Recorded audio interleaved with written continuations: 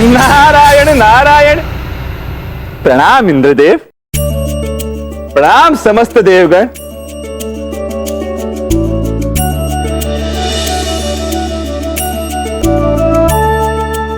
कितना मनोरम मिलन हो रहा है पृथ्वी लोक पर, परंतु आप समस्त देवगण अब तक स्वर्गलोक में ही बैठे हैं।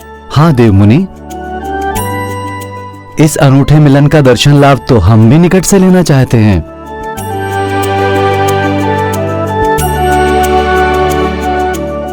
देख रहा हूं कि आपके मन में कोई योजना चल रही है नारद मुनि।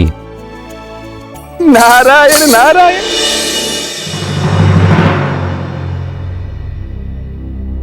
अनजाने में कितना बड़ा पाप हो गया मुझसे।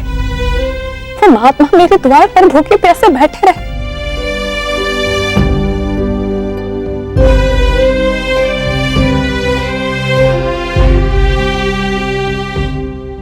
आज अगर सुबल की मां मुझे ना समझाती तो कितना बड़ा अनर्थ हो जाता। न जाने मेरा पश्चाताप कैसे होगा।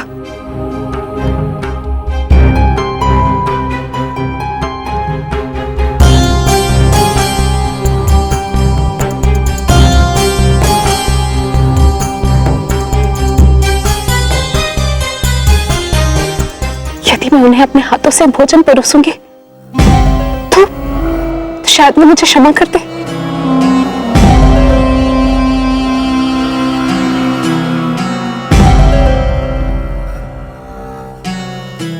अरे यशोदा, बाहर सुबल की माँ आई है मायके से, अभी अभी मिठाई लेकर तुमसे मिलने। सुबल की माँ? परंतु वो कैसे?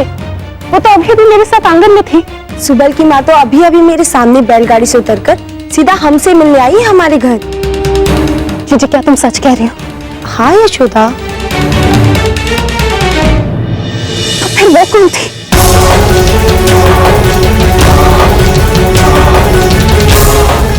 ईश्वर, कौन मायने में?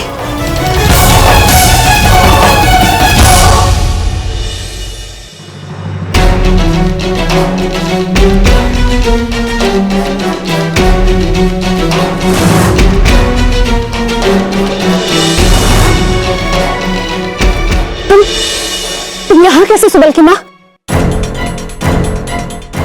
तुम्हें तो बहुत देर हो गई है ना, और अभी अभी तो तुम लल्ला को बाहर लेकर गई थी उस गुरुजी से मिलाने के लिए। नंदरानी, ये क्या कह रही हो तुम? मैं कब तुम्हारे लल्ला को कहीं लेकर गई? यशोदा, ये तुम क्या कह रही हो? ये अभी अभी तो मायके से आई है और मैंने तो लल्ला को इनके साथ कहीं जाते हुए नहीं देखा। जीजी, मैं सच कह रही हूँ। मैंने कुछ दिन पहले ही इसके साथ लल्ला को बाहर भेजा था।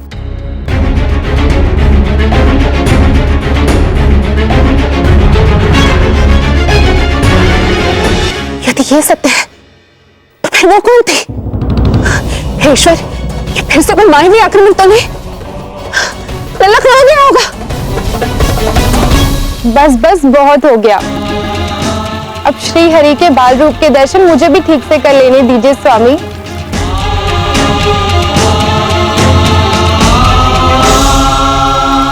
हाँ हाँ, क्यों नहीं देवी, आपके कारण ही तो हरि से मेरा मिलन हो पाया है। समझ नहीं आता मैं आपका धन्यवाद किस प्रकार करूं। इसमें धन्यवाद की क्या आवश्यकता है नाथ। आपका और मेरा लक्ष्य तो जन्म जन्मांतर से एक ही है। मैंने तो वही किया जो इस निश्चय को पूरा करने के लिए मैं कर सकती थी। और वैसे भी गोकुल तो मुझे आना ही था, श्री हरि के इस नटखट छवि के दर्शन जो करने थे। अच्छा, तो तुम मेरे साथ चंचलता करने लगे? अभी बताती हूँ।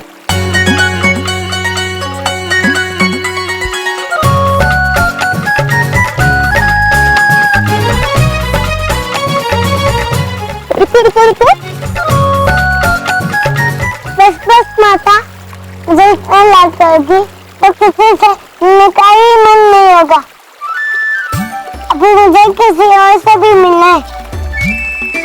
अरे, अभी आपको किससे मिलना है? तो ये सीमा, वासुकी भी तो आए थे मुझसे मिलने। तो महादेव, वह है वासुकी।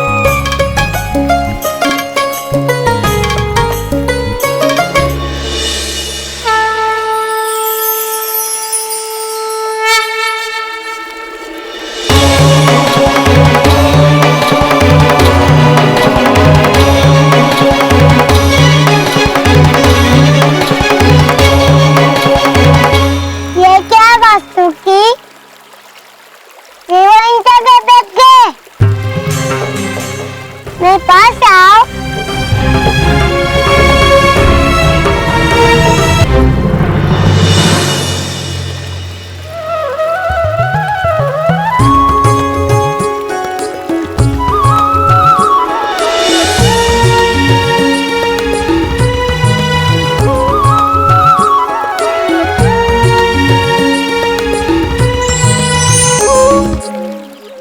यशोदा, हो ना हो वो कोई बहरूपिया ही होगा जो सुबल की मां बनकर कान्हा को तुमसे ले गया। यशोदा, हमें शीघ्र ही बाहर चल के देखना होगा। हाँ चाची, मुझे भी ऐसा ही लग रहा है। मेरे साथ फिर से छल हुआ है। भीतर यशोदा मैया का हृदय किसी अनिष्ट की चिंता से व्याकुल था और वहीं बाहर हरि से मिलन होने वाला था।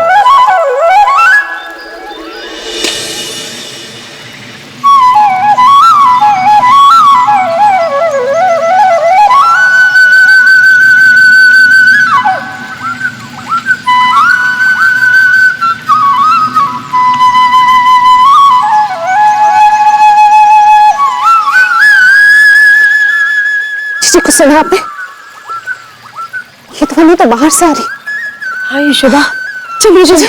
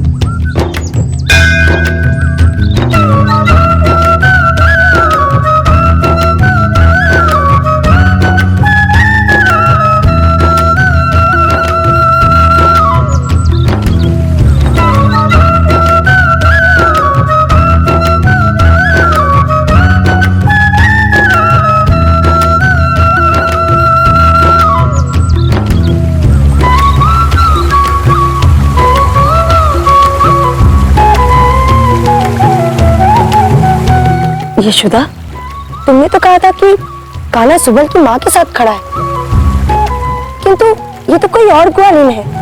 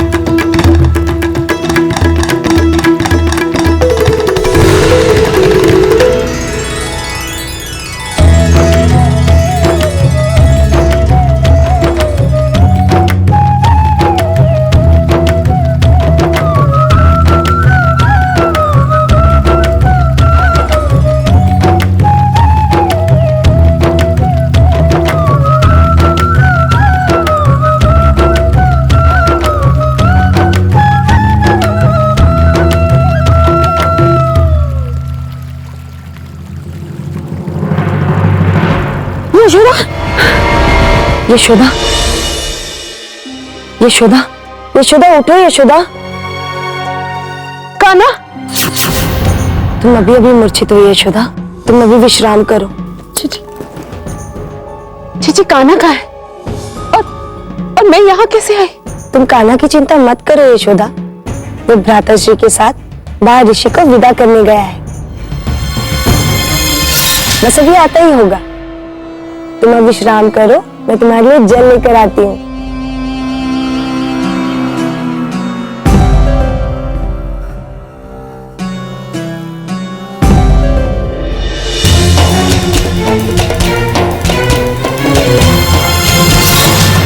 यशोदा,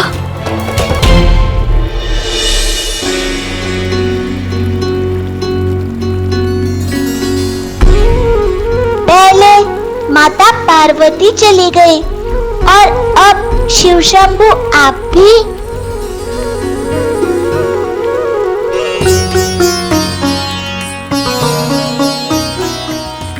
हमारे कारण आपको इतनी प्रतीक्षा करनी पड़ी।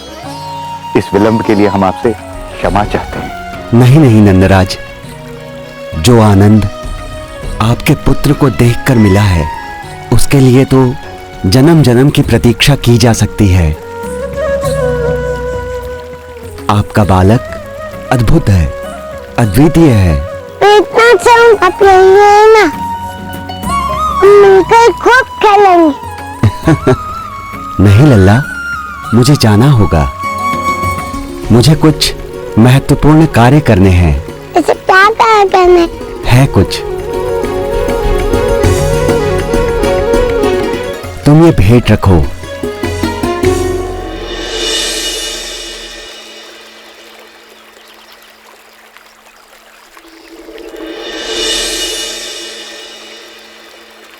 इसमें तो बस है। मुझे तो लगा आप मुझे मोदक देंगे। मोदक बाद में, अभी ये भस्म रखो। ये भस्म मुझे बहुत प्रिय है। ये मेरा रक्षा कवच है जो मैं तुम्हें दे रहा हूं। समय आने पर तुम्हें इस भस्म का महत्व समझ में आ जाएगा। नंदराज, आपका आतिथ्य और आपके बालक की चंचलता ने मेरा मन मोह लिया। अब हमें आज्ञा दीजिए।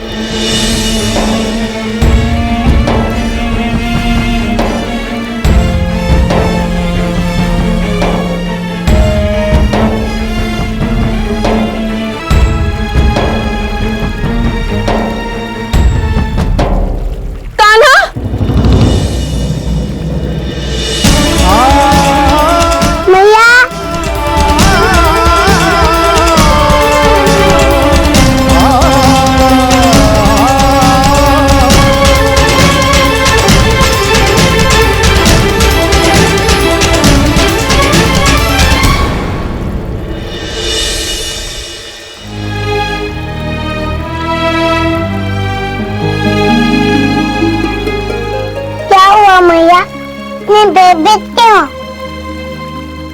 आपने क्या देख लिया?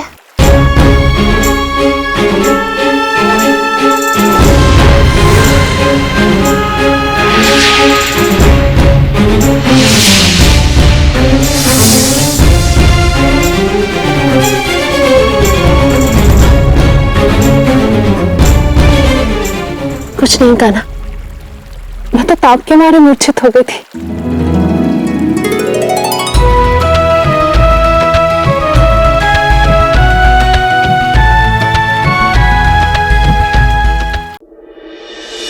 जब माता ने सब कुछ देख लिया था तो फिर उन्होंने आपसे झूठ कहा ही क्यों? मनुष्य जब ईश्वर का साक्षात्कार करता है तो उसे इस बात का विश्वास ही नहीं होता कि उसने ईश्वर को देखा है। वो तो बस यही सोचता कि ईश्वर कहीं दूर छिपकर बैठा है और उससे कभी नहीं मिलेगा। और जब कभी उसे ईश्वर मिल जाए तो वो इतना अभिभूत हो जाता है कि वो इस साक्षात्कार का वर्णन किसी के सामने नहीं कर सकता। और ऐसा मैया के साथ हुआ। उन्होंने सोचा यदि उन्होंने ये बात सबके सामने कर दी तो सब उन्हें विक्षिप्त समझेंगे। और बस इसीलिए मन की बात सबसे छिपाती गई मैया। मुझे ढूंढने के लिए मानव कहां कहां नहीं जाता। मंदिर में बड़ी सी प्रतिमा के सामने सर झुकाता, हवन करता, पूजा और कर्म कांड करता, किंतु कभी भी अपने समीप मुझे नहीं ढूंढता। किंतु मैं भक्त के मन में ही हूं।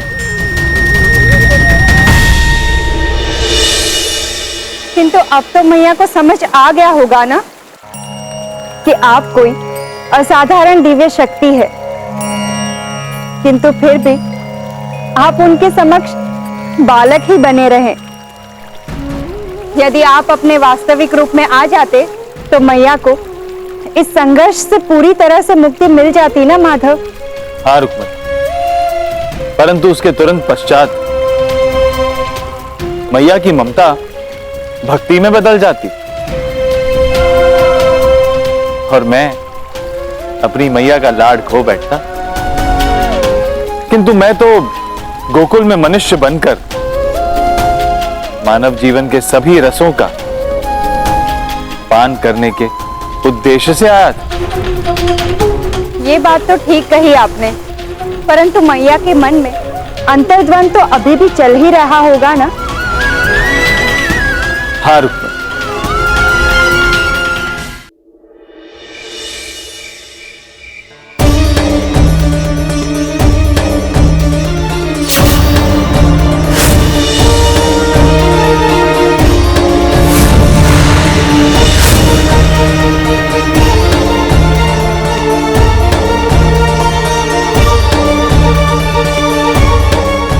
मां के अंतर्मन में द्वंद था और गोकुल में कोई और मुझसे द्वंद करने आ पहुंचा था।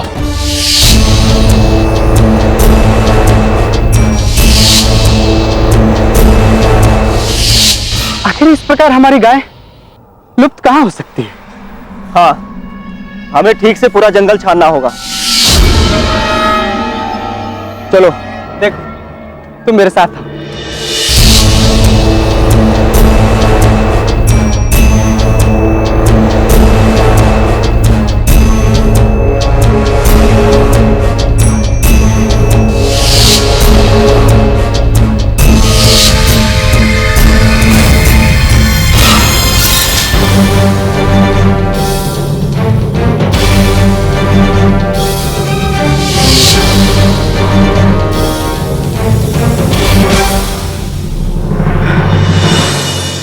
सारा जंगल छान मारा पर कहीं कुछ पता नहीं चला।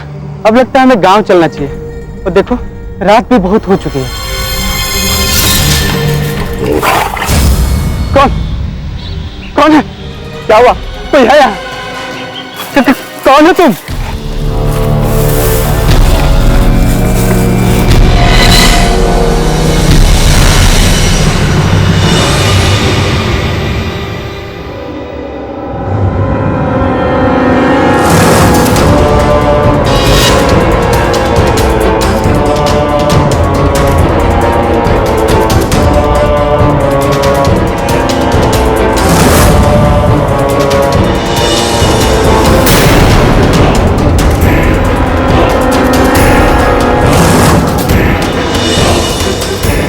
बताऊं कौन हूं मैं? वत्सासुर।